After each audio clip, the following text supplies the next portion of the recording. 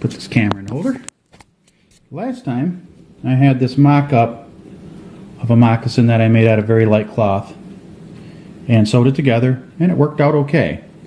I did do a little bit of alteration here because I had a little bit of a pucker where the sole came up and met the, this is called a vamp, by the way. The top part with the tongue is called a vamp. I don't know why they call it that, but I'm sure back in England and back in the day, that's what they called it, and that's what we continue to call it. But anyways, so I took everything apart, and I'm starting to lay out the leather. So here we are with the leather, and I traced around the template, and I cut one out.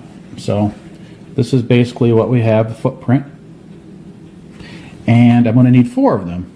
So I've already, a dog laying in the sun. I've already laid out a couple of 3 of them.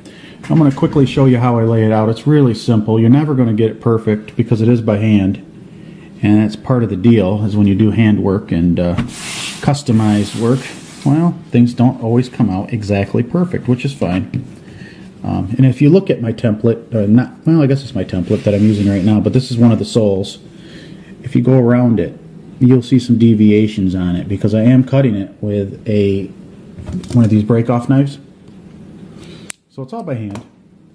And you're going to have some fluctuations with your hand as you're guiding the blade, of course. The sharper the better. And of course, always try to be careful, because if you cut yourself, guess what? Not that you really cut yourself, but you'll get blood on your leather, right? Don't want to get blood on the leather. So I position this like this.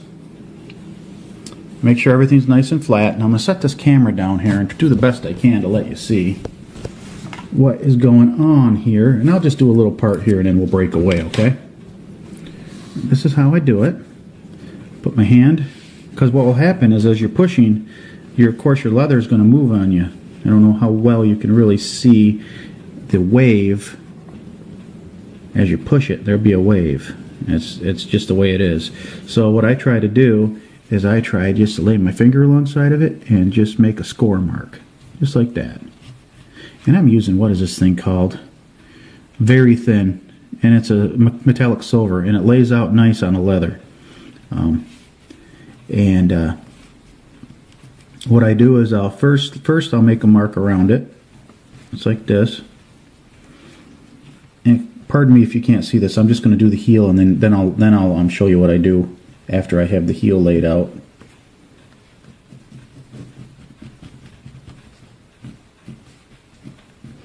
Basically, all you really want is a line to follow.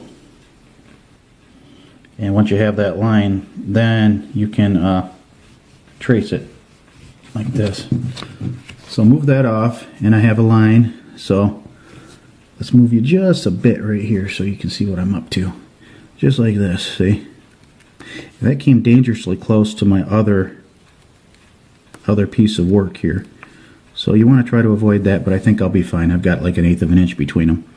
But what I do then is I just kind of, let's go on this side now. Then what I do is this right here. Of course, it's just a heel portion, but you don't get too crazy and try to get it absolutely precise, because you're going to drive yourself nuts. You're just going to drive yourself nuts. And believe it or not, your moccasin will turn out just fine. And I don't think I'm in the camera right now, but I'm going to finish going up the other side here. Just like that.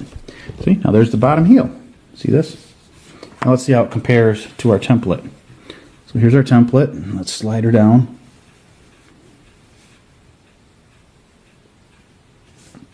That is not bad.